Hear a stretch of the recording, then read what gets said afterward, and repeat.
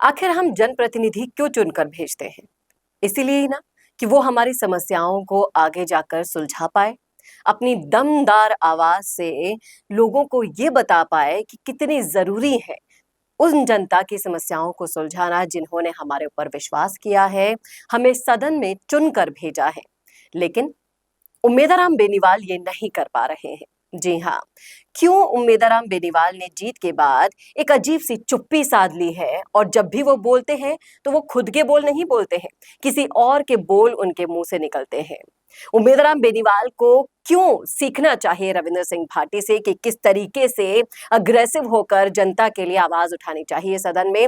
आज बताएंगे आपको डिटेल में इस वीडियो में, इस सब्जेक्ट पर डिस्कस भी करने वाले हैं। लोग क्या कह रहे हैं उनके बारे में भी आपको मैं बताऊंगी सब कुछ, इसलिए जुड़े रहेगा आखिर तक मेरे साथ। नमस्कार, मैं हूं चेतना शर्मा। आप देखना शुरू कर चुके हैं संवाद भारत का, भारत के लिए। वीडियो शुरू करने से पहले मैं चाहूंगी एक छोटा सा क्लिप आप देख लें, जिससे आप आगे समझ पाएंगे कि हम किस बारे में चर्चा कर रहे हैं। धन्यवाद अध्यक्ष साहब। अध्यक्ष महोदय, आपने मुझे 0 आवर्स में बोलने का मौका दिया।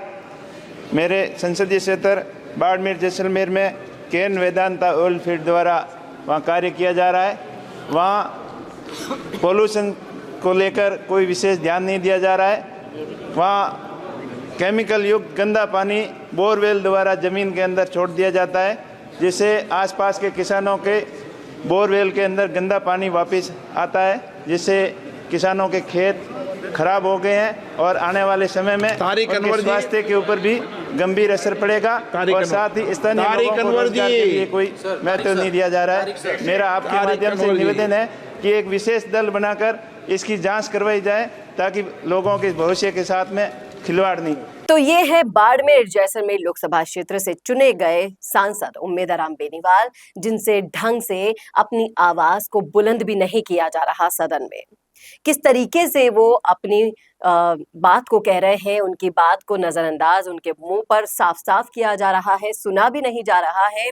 और इसके ऊपर जब ये वीडियो देखा जा रहा है तो कई सारी बातें भी चल रही है। लोगों का कहना है कि ये अब गूंगे हो गए हैं और जब भी बोलते हैं तो किसके बोल बोलते हैं वो बताने की जरूरत नहीं है। जी हाँ, यहाँ पर नाम आएगा हरीश चौधरी का, वही हरीश चौधरी जिन्होंने आरएलपी को तोड़कर उम्मेदाराम बेनीवाल को एक पूरी रणनीति के तहत लेकर आया बाड़मेर जैसलमेर लोकसभा क्षेत्र में।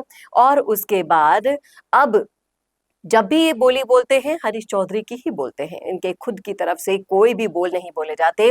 क्या उम्मेदाराम बेनीवाल को ये नहीं पता कि बाड़मेर जैसलमेर लोकसभा क्षेत्र में किन किन चीजों का अभाव है?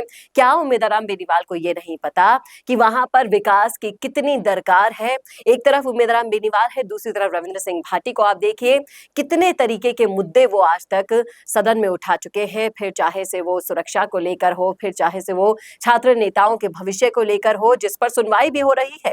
सरकार ने अपने कैलेंडर में उसको सम्मिलित कर लिया है। इसका मतलब छात्र संघ चुनाव होंगे।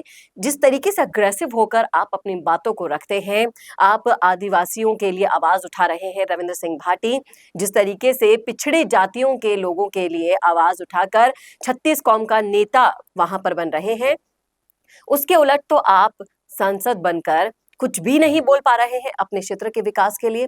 क्या आपको ये नहीं मालूम कि वहां पर विकास की कितनी दरकार है? जनता अब इस पर बहुत सारी बातें कर रही है, लोग अलग अलग तरीके की बयानबाजी कर रहे हैं। कुछ लोगों का कहना है कि ये क्या बोलेंगे, ये तो खुद एक जातिवादी नेता बन चुके हैं उनकी संगत में रहकर, यानी कि हरीश चौधरी को भी यहाँ पर पॉइंट आउट किया जा रहा है।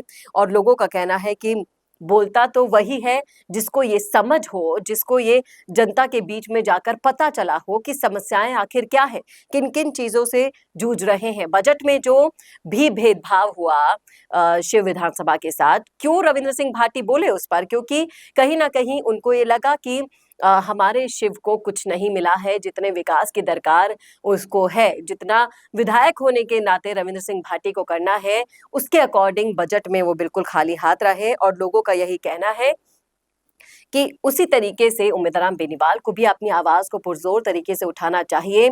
अगर बजट में उनके साथ भेदभाव हुआ है तो उन्हें खुलकर बोलना चाहिए।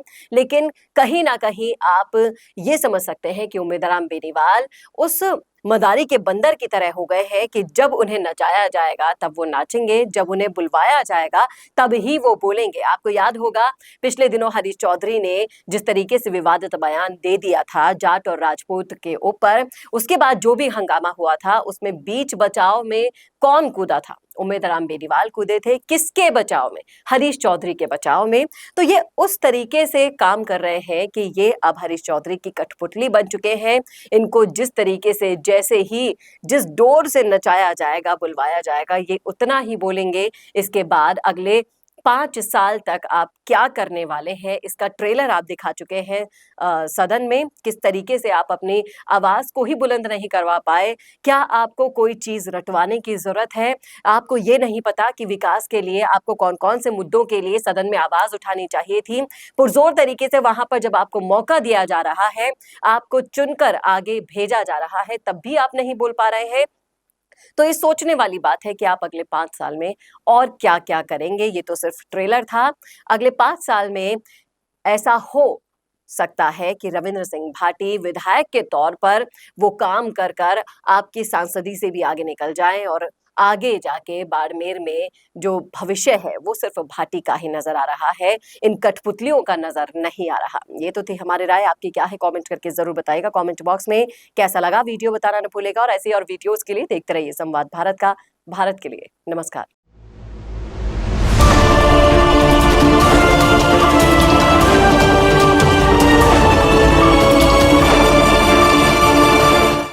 Attention, attention. Do you want to make your promotional headline news? Introducing a game-changing service. I am Varun, your go-to actor for creating impactful promotional breaking news spokesperson video to engage your audience at maximum. I specialize in dynamic, attention-grabbing breaking news videos that deliver your message with images, videos, logos, dynamic backgrounds, and suitable attires. Whether it's a product launch, a special offer, or a brand announcement, all will be done according to your needs. But here's the best part. It's not just about the visuals. It's about everything from idea to script, shoots to edit, and last but not the least, delivering quality video on time. Don't miss out on this exclusive opportunity. Book my gig now on Fiverr and let's make your promotion go viral.